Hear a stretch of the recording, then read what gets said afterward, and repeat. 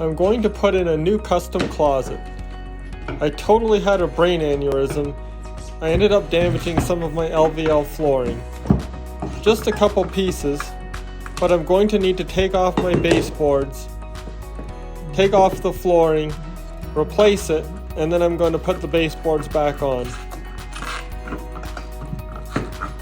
They are very easy to take off and put back on.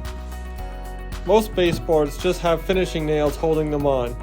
Once you can get them a little bit loose, they're really easy to pull off.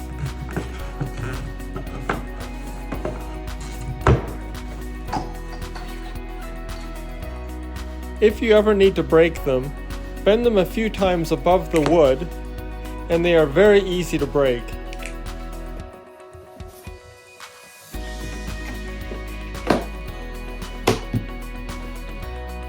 You can use finishing nails, or if you have a brad nailer, that works a whole lot better and you can put them back on in just a few minutes.